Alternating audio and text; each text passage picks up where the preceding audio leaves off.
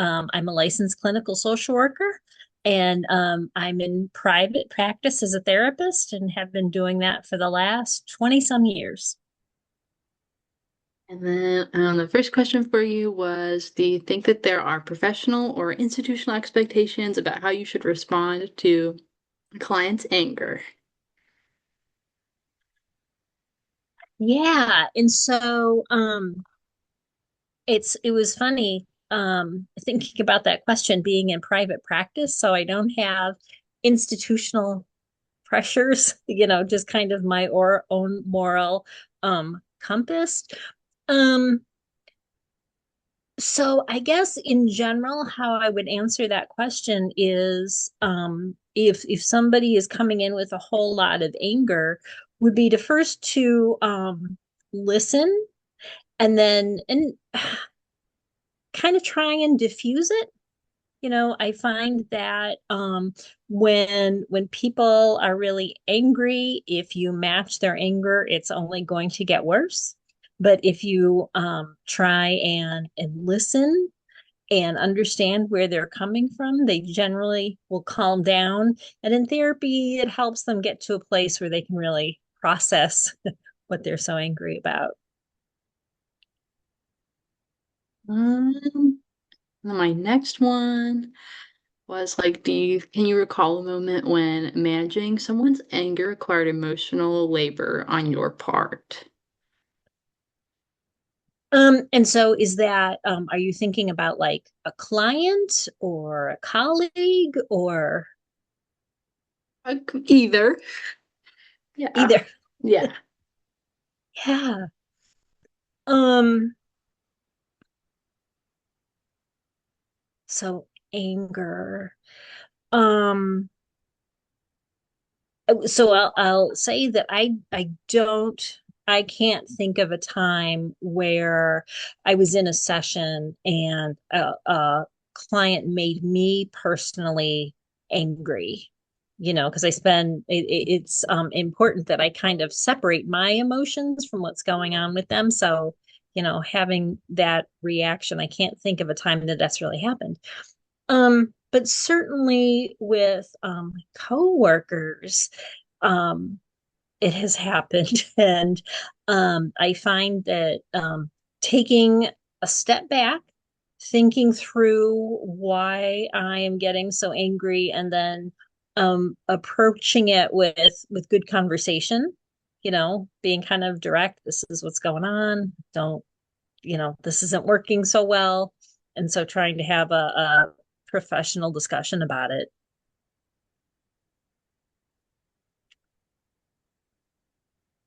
How do you sustain compassion in emotionally heavy or burnout prone periods?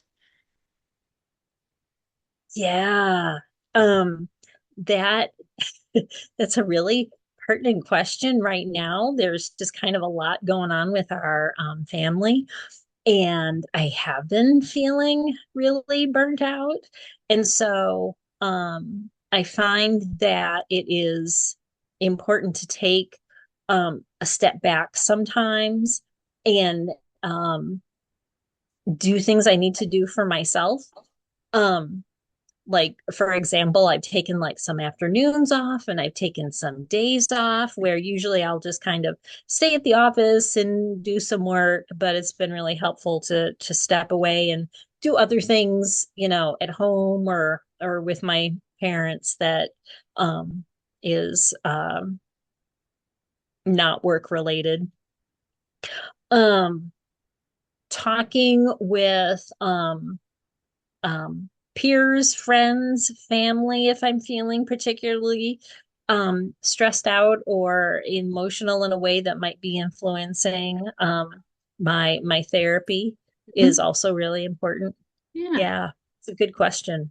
Yeah. So I'm curious, did you come up with these questions on your own? Yeah, I do. Yeah, they're really good. Yeah. So like what mm, and but what what does pride look like in the therapeutic process, like whether it's for you or for your clients? Yeah. Um, yeah, so let me ask you this. When you say pride, like what are you thinking of? Define that a little bit for me. I guess like if you are, I don't know, unwilling to admit that you're having an issue, I would say. Maybe in that way. Uh, Okay. yeah. Uh-huh. Mm-hmm. So, if a client was maybe having a hard time admitting something that was going on with them, Yeah. yeah. Um, yeah, interesting question. So I have to say the way that I approach that is if I see that maybe something is going on with a client and might be stemming from a particular issue or, a particular way that they're thinking, and they are having some resistance to looking at that, um, I tend to step back away from it because they're probably not ready, to address that. And I might poke at it a little more at a later date. Um, yeah, so I guess in that scope, um, that's kind of how I handle that kind of thing is, assuming that they're not ready. And like, are there moments when you feel like proud of your work, but you're like hesitant to express it? There are certainly some times where I think, oh yes, this went good. I am really happy with the way that this turned out. Um, but again, therapy isn't about me, so I might not express that to my Yeah. clients. But very typically, I'll come home and share with my husband, like, "Oh, this went on in my session today," or "We had this breakthrough." Yeah, Yeah. yeah. Um, and then what forms of guilt do you see clients struggle with most often, and how do you help them work through it? Yeah. Oh man. That is a booger. I deal with so many people that have guilt in a variety of ways. I'm working with somebody right now who lost a parent not too long ago, and they struggle with a lot of guilt about that. And I find that with grief in particular, there seems to be a lot of guilt wrapped up in that. So we spend a lot of time talking about um, where guilt comes from and how productive or unproductive guilt is, and then working on different ways to think of things. So, like a common thing might be the last time I talked to them, we weren't in a very good place, or I didn't do this particular thing the way that I wanted to, at the end of their time. And so we'll spend some time talking about, the overall relationship and how important the overall relationship is, not those last few moments. Yeah. So yeah, that's a good question. Spend a lot of time talking about guilt. And then do you think that you experience professional guilt, like feeling like you can't help as much as you would like to? Um, yes. Mhm. There are times where I think, gosh, I'm just not what this patient needs. Um, or, uh,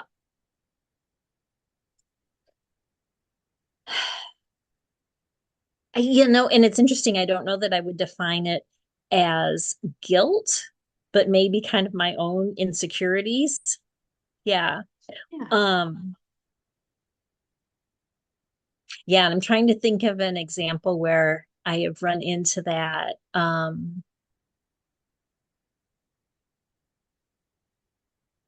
Yeah, I have one client now who's a young lady that's particularly difficult, and I frequently wonder, am I making any progress with her? She's very engaged in therapy and she seems to really enjoy our time together, but then I think, oh, we are not making headway.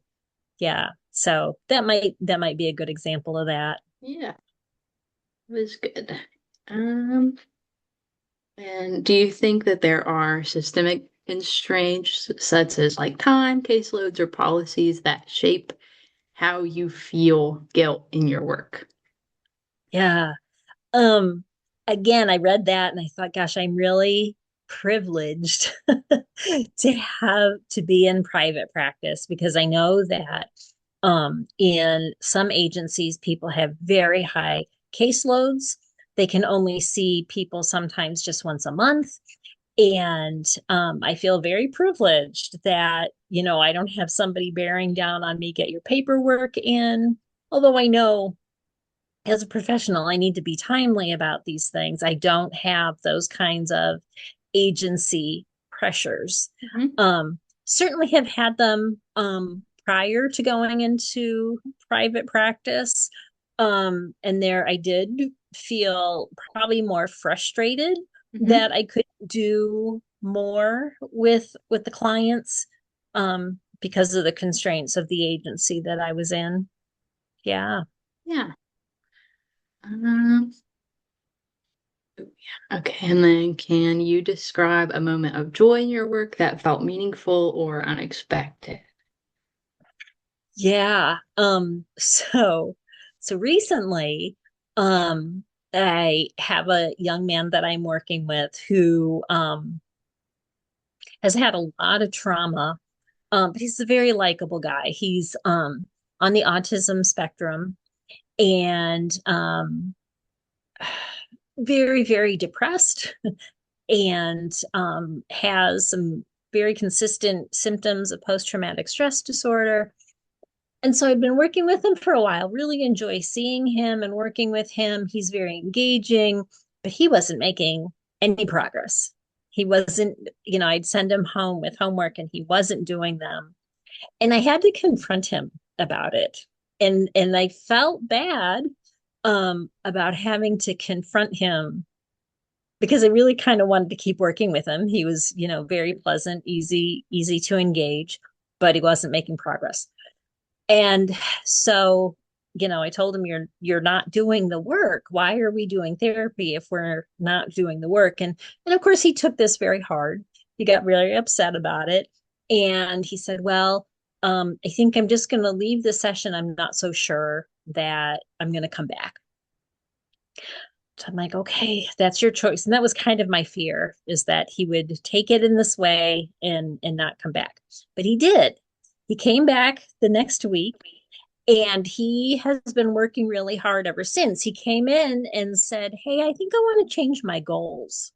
I don't like what we were working on.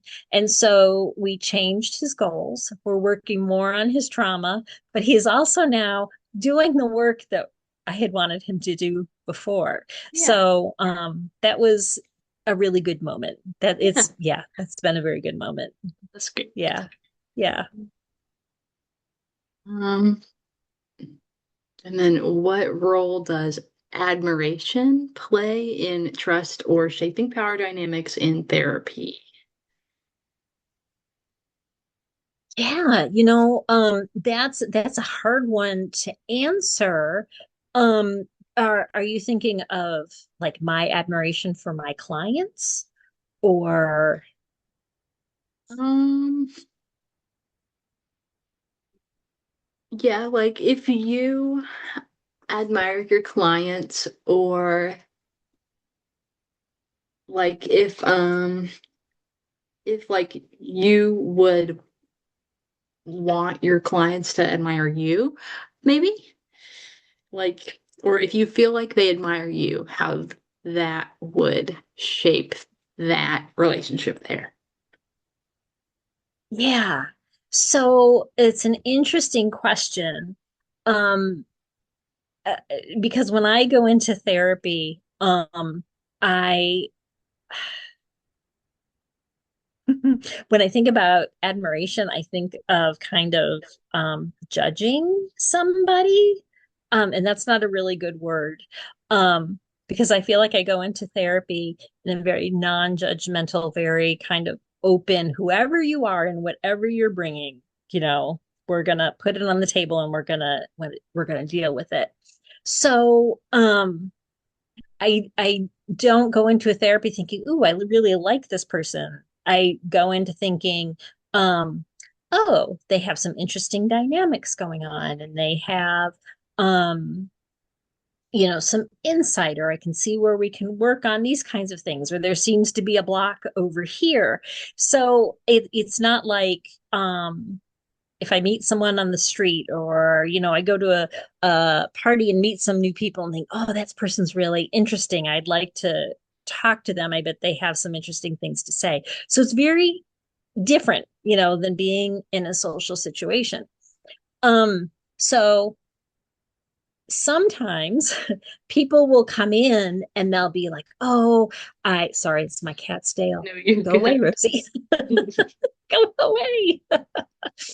um Sometimes so people will come in like, oh, you're the best, oh, you give such good advice, and you're really great. And then I start thinking diagnostically, oh, this is kind of significant, because when you kind of are effusive in that way, kind of is indication of some diagnostic issues. Yeah.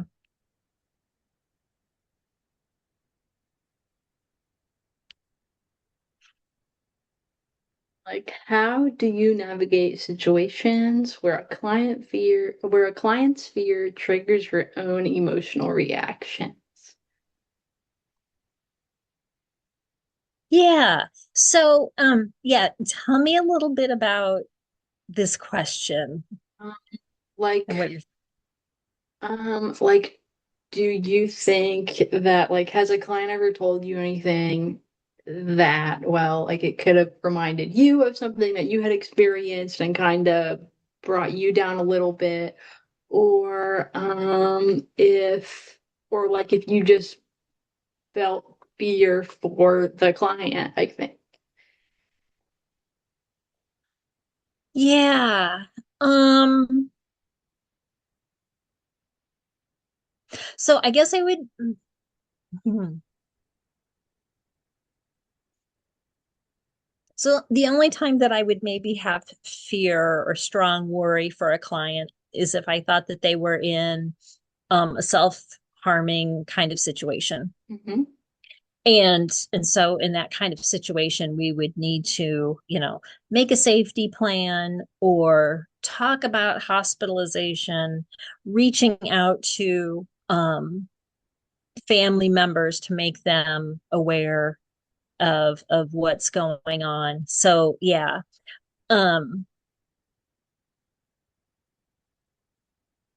yeah, I mean, and I think I would say I wouldn't say that I've ever had fear for my clients, but there I certainly have had worry about them and what's going on in their lives.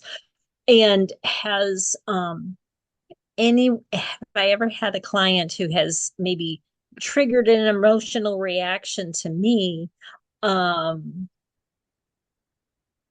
yeah, I think that there have been times where it has pinched a nerve, but I will, kind of in my head do some mental gymnastics and remind myself this session isn't about me. Put it aside and focus on the client. And I might kind of deal with it later. Um, I can't think of any examples of that right now. Yeah, yeah. Then for my last one is like, are there fears or other emotions that you're expected to hide or regulate as part of your professional role? Um, yes, I would say that being a therapist sometimes is like being an actor, because people will tell you things and you don't want to go, what? What, inside you're thinking it, like, you did what? But, okay, tell me more about that. Right. Um, I had a situation in the fall where I see a lot of teenage girls, and I had seen a teenage girl for the first time one week. And the next week, I saw another teenage girl for the first time. And she was telling me all about her friend who had just passed away, which turned out to be the girl I had seen the week before. And I hadn't heard about that. And I was telling everybody I should win an Oscar because I wanted to, oh my gosh. But I'm like, oh, that was, I had to keep it about her and Yeah. process it with her. So, yes, really have to keep that